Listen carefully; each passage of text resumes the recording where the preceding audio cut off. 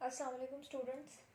आज जो हम टॉपिक देखेंगे वो आप अपना थर्ड ईयर का इनऑर्गेनिक का सिलेबस जब देखें तो उसमें आपको एक चैप्टर मिलेगा केमिकल बॉन्डिंग। केमिकल बॉन्डिंग में आज जो टॉपिक हम डिस्कस करने जा रहे हैं दैट इज़ हाइब्रिडाइजेशन, या आप इसे ऑर्बिटल हाइब्रिडाइजेशन भी कह सकते हैं। अब ये हाइब्रिडाइजेशन जो है ये कौन सा प्रोसेस है, जिस तरह से अगर हम इसका नेम देखें हाइब्रिड मीन मिक्स्ड, तो हाइब्रिडाइजेशन बेसिकली एक ऐसा प्रोसेस है जहाँ पे ऑर्बिटल्स जो हैं एक एटम के वो मिक्स करते हैं। कैसे मिक्स करते हैं और क्यों मिक्स करते हैं ये भी हम इस टॉपिक की डिटेल में देखते हैं। तो सबसे पहले हम देखते हैं कि व्हाट इज़ हाइब्रिडाइजेशन, हम इसे डिफाइन कैसे कर सकते हैं। ये आप देख सकते हैं definition, the process of mixing of orbitals of an atom of nearly equal energy forming new orbitals equal to the number of mixing orbitals having identical shape and same energy is called orbital hybridization। तो अब ये जो hybridisation का process है इसमें होता क्या है कि हमारे पास ऑर्बिटल्स जो हैं वो मिक्स करते हैं और जितने ऑर्बिटल्स मिक्स करेंगे उतने ही न्यू ऑर्बिटल्स प्रोड्यूस होंगे। जैसा से आप देख सकते हैं S और P मिक्स कर रहे हैं तो SP सिंपल एडिशन है, एडिटिव नेचर है इस चीज़ की। तो देखें SP प्रोड्यूस हो गया और कितने SP प्रोड्यूस हुए हैं 2। 1S और 2P जब मिक्स करते हैं तो sp2 और उसके साथ देखें 3 लिखा गया है क्योंकि 3sp2 प्रोड्यूस होते हैं। S प्लस 3P मिक्स करेंगे तो sp3, S प्लस 3P और 1D मिक्स करेंगे तो sp3D, S प्लस 3P और 2D मिक्स करेंगे तो sp3D2 और देखिए 6 प्रोड्यूस होंगे। S प्लस 3P और 3D मिक्स करेंगे तो sp3D3 और ये क्या है 7sp3D3। तो इस तरह से ये ऑर्बिटल्स की मिक्सिंग का प्रोसेस है। अब हम आते हैं अपने रियल क्वेश्चन की तरफ कि why there is the need of hybridization. Chemical bonding जो है मतलब डिफरेंट थेरीज हमारे पास मॉलिक्यूल्स को एक्सप्लेन करती हैं। हाइब्रिडाइजेशन से पहले हम वेस्पर और वीबीटी स्टडी कर चुके हैं।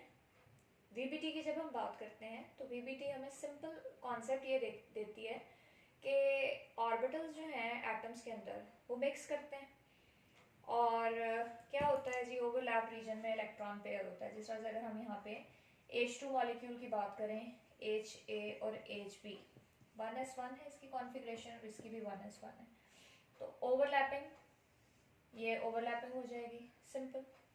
तो जहाँ तक सिंपल मॉलिक्यूल्स हैं वहाँ पे जब भी हम अप्लाई करते हैं तो एक्सप्लेन हो जाता है, लेकिन जब हम थोड़ा एलिमेंट्स की तरफ जाते हैं जिनके एटॉमिक नंबर ज़्यादा हैं तो वहाँ पे हम वीबीटी के अकॉर्डिंगली एक्सप्लेनेशन नहीं दे सकते। किस तरह से कि when we look at the elements like beryllium ले लेते हैं हम, बोरॉन, कार्बन।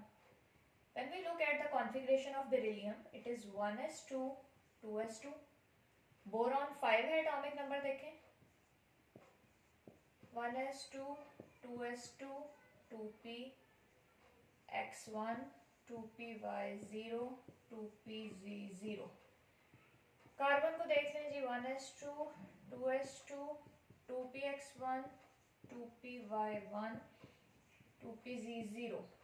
अच्छा, अब ये कॉन्फ़िगरेशन जब हम देखते हैं तो बेरिलियम की कॉन्फ़िगरेशन इलेक्ट्रॉनिक कॉन्फ़िगरेशन हमें ये बता रही है कि इट इज़ जीरो वैलेंट। देखिए पेयर्ड इलेक्ट्रॉन है तो बॉन्डिंग करने के लिए अनपेयर्ड इलेक्ट्रॉन होना ज़रूरी है। बोरॉन को देखें, अच्छा इस पे हमारा फोकस नहीं है, we are dealing with valence shell. ये 2 यहाँ पर हम इसके साथ डील कर रहे हैं। तो यहाँ पे आप देखें कि 2s2, 2px1, x में 1 इलेक्ट्रॉन है मीन्स इलेक्ट्रॉनिक कॉन्फ़िगरेशन इंडिकेट कर रही है कि ये 1 इलेक्ट्रॉन अनपेयर्ड है तो 1 बॉन्ड बना सकता है। कार्बन को जब हम देखते हैं तो यहाँ पे आप देखें कि कार्बन कितने बॉन्ड बना सकता है, 2 अनपेयर्ड इलेक्ट्रॉन्स अवेलेबल हैं तो 2 बॉन्ड्स बना सकता है। लेकिन जब हम इन तीनों एलिमेंट्स के कंपाउंड देखते हैं तो बेरिलियम क्लोराइड देता है कंपाउंड BH3 और BF3, CCl4, CH4। तो देखें इनकी जो इलेक्ट्रॉनिक कॉन्फ़िगरेशन है this is not sufficient to explain their molecules formation. तो यहाँ से अब वीबीटी तो सिंपल कह रही है जी कि ऑर्बिटल्स मिक्स कर लेंगे, लेकिन कुछ जिस तरह के हमने एलिमेंट्स लिखे हैं इनके केसेस में अगर हम देखें तो सिंपल इलेक्ट्रॉनिक कॉन्फ़िगरेशन और simple orbital mixing is not sufficient to explain their molecules formation.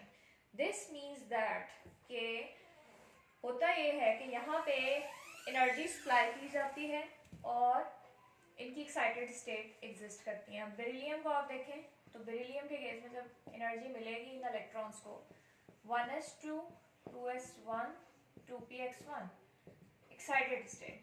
अब one of the electron from 2s will get promoted to 2p. अब देखें यहाँ पे 2 unpaired electrons हैं, ये p हम 3 इस फॉर्म में लिख लेते हैं, ये हो गया जी 2s 2px 2py 2pz. ये तो 0 0 है, यहाँ पे कुछ भी नहीं है, यहाँ पे 1 यहाँ पे 1. अब क्या होगा जी कि ये मिक्स कर लेंगे और हमें दे देंगे 2sp, यानी 2sp जो है वो यहाँ पे प्रोड्यूस हो जाएंगे. तो इसी तरह से बोरॉन देख लें आप. बोरॉन के केस में भी यही है कि there is the need of promotion of one of the 2s electron to 2py. Carbon के केस में आप देखें there is the need of promotion of one of the 2s electron to 2pz so that it can form 4 bonds. So this means that के divalency of beryllium, trivalency of boron and tetravalency of carbon can be explained जब हम इनकी excited states लिखते हैं. Excitation के बाद इनके orbitals जो हैं वो मिक्स करेंगे and they produce a new set of hybrid orbital. ये जो है ये हाइब्रिड ऑर्बिटल्स हैं. पहले ये जो थे 2s 2px हमने डेफिनेशन में देखे लिखा है कि process of mixing of orbitals of an atom of nearly equal energy. अब इनकी एनर्जी जो है वो नियरली सेम है. To produce new orbitals. New orbitals यहाँ पे अब इन्होंने मिक्सिंग के बाद देखें ये प्रोड्यूस कर दिया 2 sp. ये भी sp है और ये भी sp है. अब इन sps की एनर्जी जो है वो क्या होगी, आइडेंटिकल होगी और शेप भी एक जैसी है. तो इस तरह से हाइब्रिडाइजेशन होती है. ये तो हमने बहुत सिंपल फॉर्म लेके उसको एक्सप्लेन किया है. अच्छा जी, यहाँ पे अब आपको एक और चीज़ मैं एक्सप्लेन कर दूँ कि from where energy for excitation come. Excitation के लिए एटम्स की देखें हर एटम की अपनी एनर्जी होती है. अब एक्साइटेशन के लिए एनर्जी यहीं से इस्तेमाल होगी, अपनी सेल्फ एनर्जी इस्तेमाल करेंगे, एनर्जी कम हो जाएगी. अब चूंकि हाइब्रिडाइजेशन जो है वो एक एनर्जी रिलीजिंग प्रोसेस है तो वो एनर्जी कंपनसेट हो जाएगी जो कि एक्साइटेशन में इस्तेमाल हुई थी. तो ओवरऑल एनर्जी जो है वो कहाँ से ली है, इन्होंने सिस्टम के अंदर से ही ली है एटम्स ने एक्साइटेशन के लिए. तो यहाँ पे हमने डिफाइन कर लिया हाइब्रिडाइजेशन को. उसके बाद हमने कहा कि जी why there is the need of hybridization. अब उसके बाद हम आते हैं कि how to calculate the hybridization of central atom. ये प्रोसेस जो है बहुत ही सिंपल है और इजी है कि हम किसी भी मॉलिक्यूल के अंदर हम एटम की हाइब्रिडाइजेशन बताना चाहते हैं तो हमने सिंपली क्या करना है. जैसे मैं यहाँ पे अमोनिया की एग्जांपल ले लेती हूँ. We should know the electronic configuration of central atom. तो स्टूडेंट सबसे पहले आपको पता होना चाहिए कि सेंट्रल एलिमेंट कौन सा है. अब सेंट्रल एलिमेंट यहाँ पे देखिए नाइट्रोजन है जिसके साथ हाइड्रोजन अटैच्ड हैं.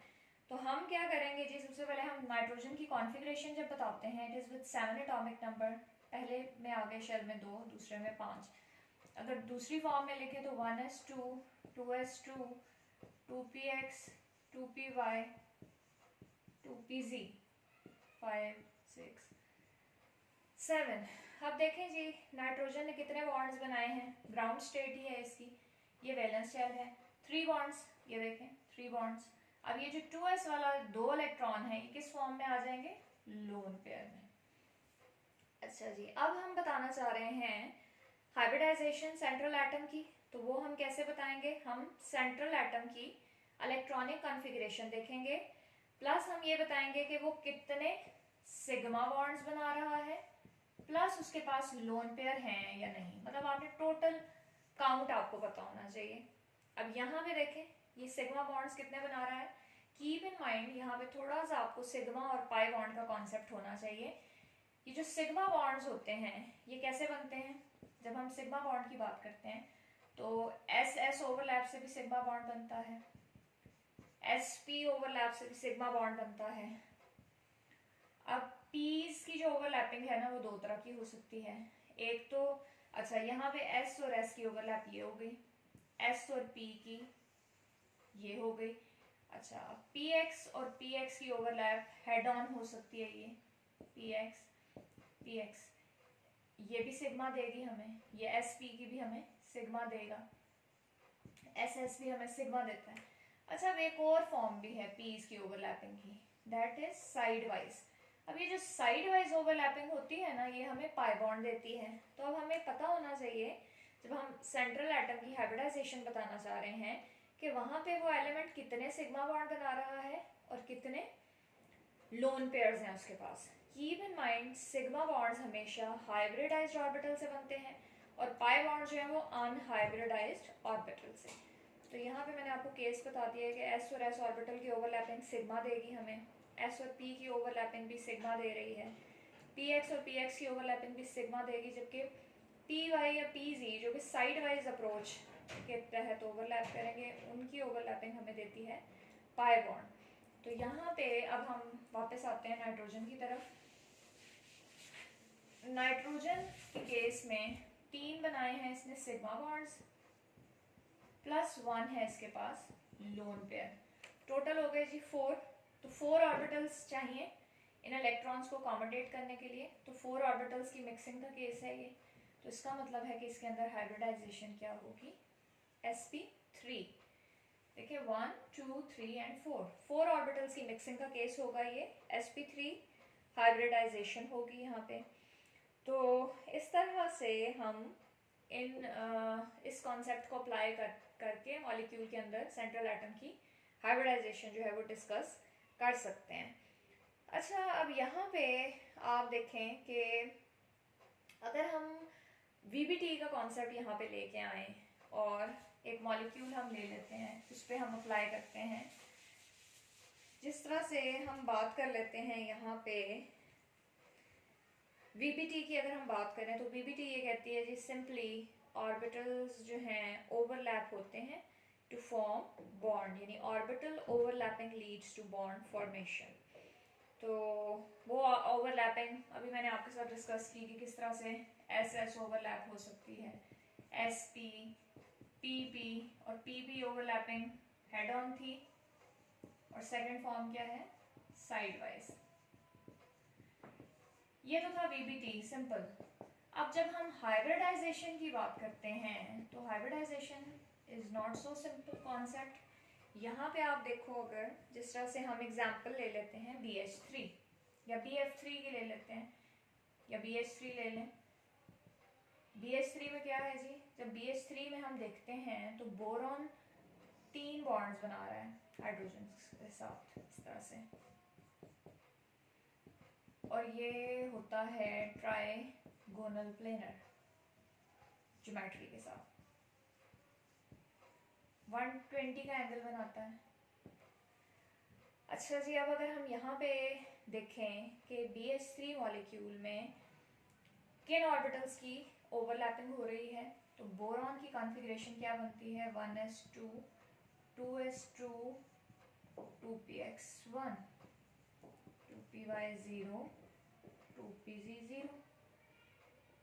अब ग्राउंड स्टेट में देखें 1 इलेक्ट्रॉन अनपेयर्ड है, तो इसका मतलब है कि हमें इसके अंदर क्या चाहिए एक्साइटेशन।